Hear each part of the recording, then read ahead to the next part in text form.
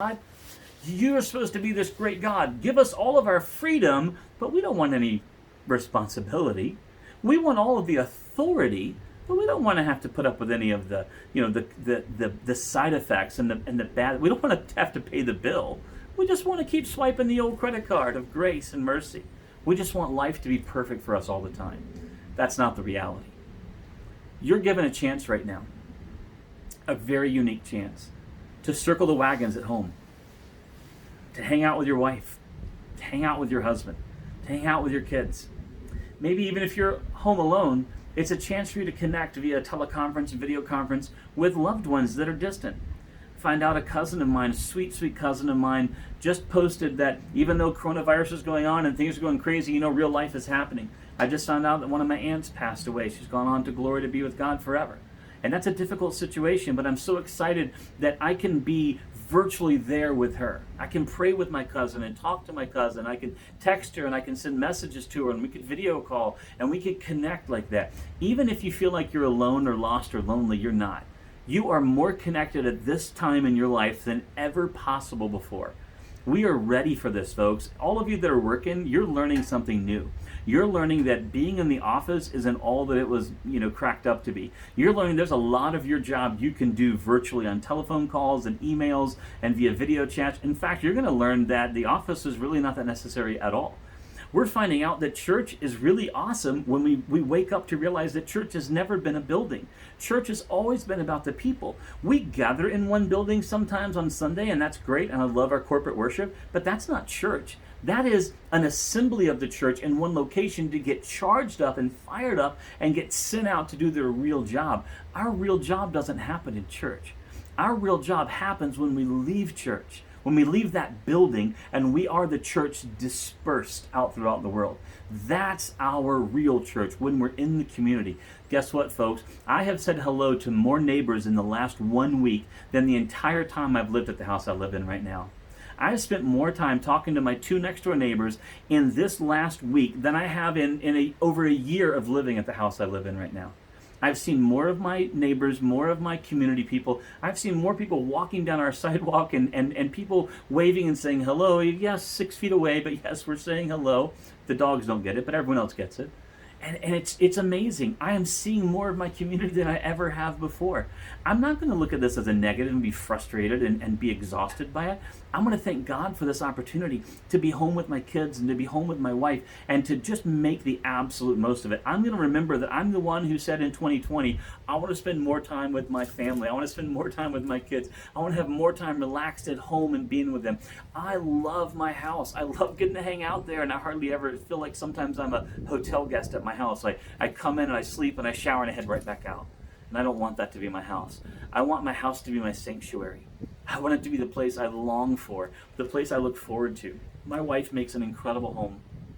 She does such an amazing job of making our house not just beautifully from an external perspective, but it's warm and it's cozy and it's intimate and it feels like home. Not just a house, it feels like home. And when I get in that door, no matter what kind of day I've had, no matter what sort of craziness has happened, no matter how many meetings I've endured or how many people with crazy stories I've had to deal with, no matter how much counseling I've done or how much pastoral work I've done, no matter how much craziness the world has thrown at me that day, when I walk in that door, my wife always has a smile for me. She always has a hug for me. She always has a kiss for me. She always asks the same question every single time, how was your day? Every single time. And not in some passive way like she doesn't really care, but looking me in the eyes like she really wants me to sit down. And nothing would fulfill her more than for me to sit down right at that moment, stare her right in the eyes and tell her everything blow by blow that I went through that day. Nothing would make her happier. I don't do it because I'm just lived that day, so I have to have 10 minutes to just chill. Let me go change clothes and then we'll sit down and talk. But I love that that's what she does. She makes that house into a home.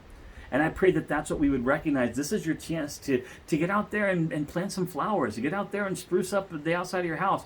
We bought a pressure washer, and we were pressure washing our back porch. Not very exciting stuff, but it's been on our to-do list for, I don't know, ever. And we did it. And you know what? It wasn't that long. My back hurt a little bit afterwards, but it wasn't that big a deal. right? We did a thing that was on our little tiny little list that we always keep around. Hey, look, change some locks, or change the air filters in your house, or vacuum or clean, or dust, or rearrange your cabinets. Figure out something you can do to remind you why you pay the mortgage for that place. Why do you do that? Why did you buy that house? It certainly wasn't because you had too much money. You did it because you wanted to make a home out of it. And this is a chance for you to stop and say, God, can you turn my house into a home? God, could you turn this place where my family lives into a place where my family wants to be? We had a special privilege this week. My oldest son, Dylan, was able to come home for a little while. We stole away a few days of his life. He's super busy, 100 things going on. But he came home just for a couple of days.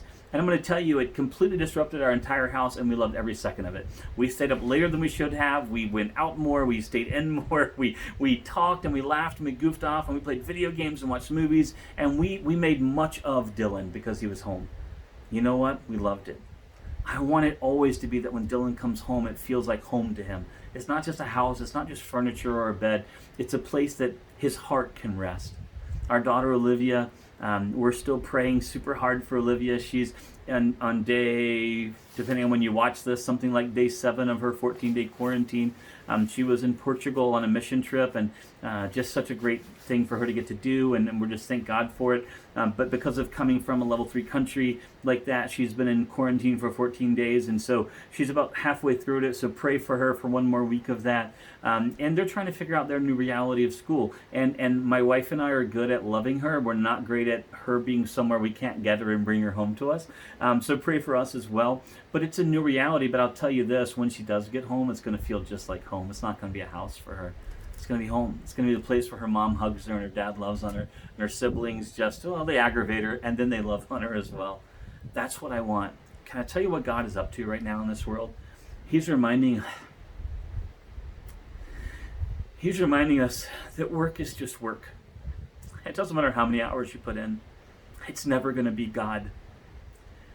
A house is just a house. It's just a big empty shell. But a home is powerful. A home is incredible. A home changes your life. Home is everything. It is your sanctuary. And the church is just a big old building. But God's church, it's an army. It's an army of people out there serving and doing what the world would never even understand in a million years. Could we wake up and thank God instead of asking why? Could we turn around and thank you? Say, God, thanks for the slowdown in my life. Thank you for helping me realize that politics isn't all that important. That political parties aren't the end-all be-all. That the government can't solve or fix anything like this. They never can, they never will. We need you, God.